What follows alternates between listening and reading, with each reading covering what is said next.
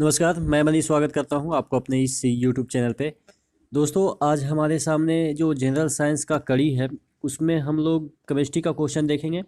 10 question देखेंगे, इसमें से ज़्यादातर प्रश्न आपको याद होंगे।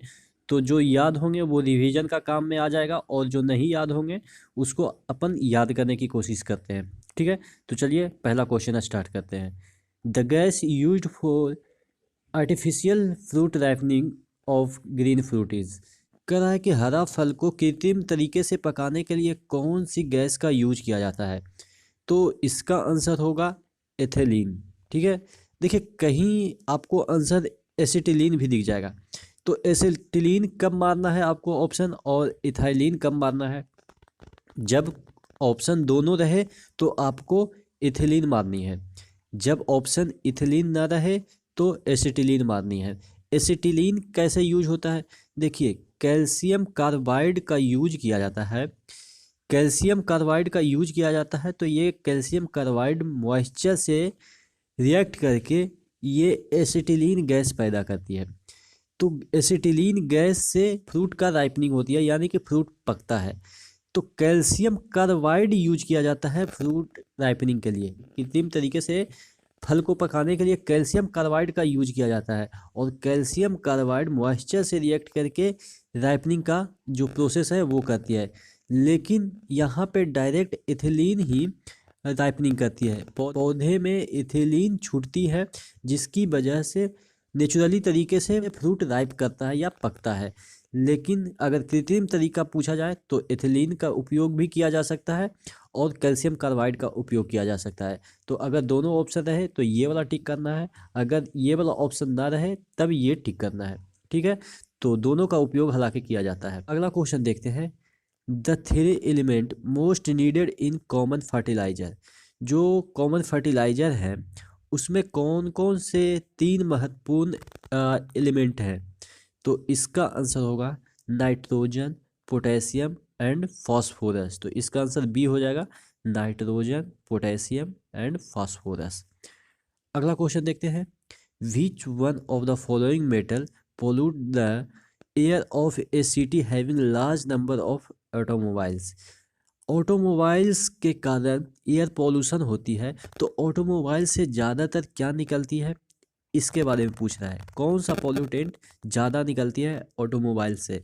तो इसका आंसर होगा लेड। लेड की वजह से ही ज़्यादा पोल्यूशन होती है एयर का हमारे सिटी वगैरह में। तभी आप देखते होंगे कि पेट्रोल पंप पे लिखा रहता है lead free oil. Lead free oil इसलिए लिखा रहता है ताकि लेड की मात्रा अगर ऑयल में रहेगी तो वो ज़्यादा पोल्यूशन फैलाएगी सिटी में। ठीक है, अगला क्वेश्चन देखते हैं। What is the chemical name of baking soda. Baking soda का रासायनिक नाम क्या होता है, ये तो सबको पता होगा, सोडियम बाइकार्बोनेट। इसका अगर फॉर्मूला लिखे तो NaHCO3, ये होता है सोडियम बाइकार्बोनेट। अगला क्वेश्चन देखते हैं। N atomic pile is used for. एक परमाणु ढेर खाली स्थान के लिए प्रयोग किया जाता है। तो देखिए परमाणु जो ढेर है वो किस लिए यूज किया जाता है, वो न्यूक्लियर फ्यूजन में यूज किया जाता है, यानी कि परमाणु विखंडन में यूज किया जाता है आपके रिएक्टर वगैरह में। ठीक है, which of the following gases is present under pressure in soft drink. जो आपके कोल्ड ड्रिंक होते हैं, पेप्सी है, कोका कोला है, उसमें कौन सी गैस होती है, कार्बन डाइऑक्साइड होती है। अगला क्वेश्चन देखते हैं। The substance which does not expand on going from liquid state to solid state. Generally क्या होता है, कोई भी अगर पदार्थ है वो अगर लिक्विड से सॉलिड में बदलता है तो वो जनरली थोड़ा फैल जाता है। लेकिन यहाँ पे कह रहा है वह पदार्थ जो तरल अवस्था से ठोस अवस्था में जाती है तो फैलती नहीं है। तो कौन सा इसमें पदार्थ होगा, तो इसका आंसर होगा डी, टाइप मेटल।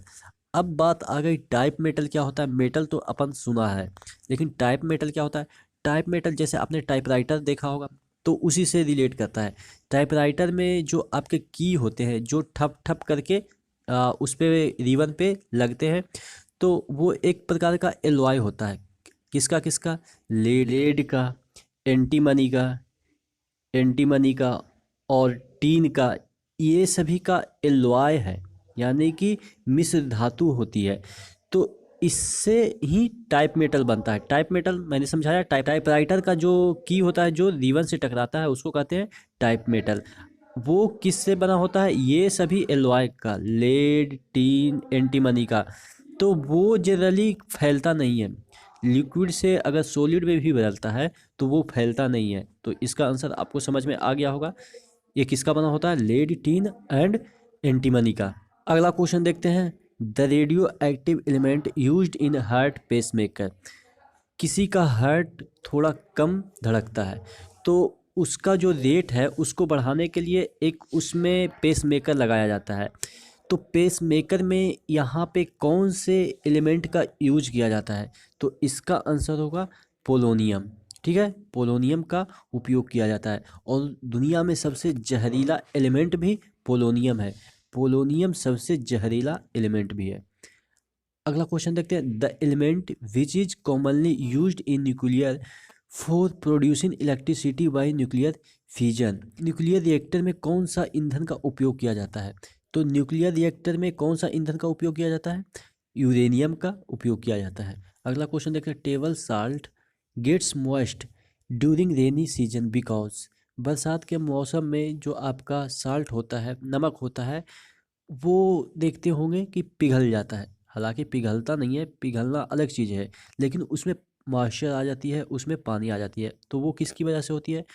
उसमें एक इम्प्योरिटी होती है जिसका नाम है मैग्नीशियम क्लोराइड। ठीक है, जिसका नाम क्या है? Magnesium chloride. मैग्नीशियम क्लोराइड एक हाइग्रोस्कोपिक, आप कह सकते हैं, कंपाउंड है जो कि मॉइस्चर को अपनी ओर अट्रैक्ट करती है। तो जब साल्ट में मैग्नीशियम क्लोराइड कुछ मात्रा में रहेंगे तो वो क्या करेगा? वो एयर से क्या कर लेगा? मॉइस्चर को अट्रैक्ट करके पूरा जो नमक है उसको पानी पानी कर देगा। तो आशा करते हैं आज का जो सेशन था जिसमें कि केमिस्ट्री के 10 क्वेश्चन थे वो आपको समझ में आए होंगे। तो इसी तरह के और भी क्वेश्चन के साथ अगले सेशन में मुलाकात करते हैं। तब तक के लिए धन्यवाद।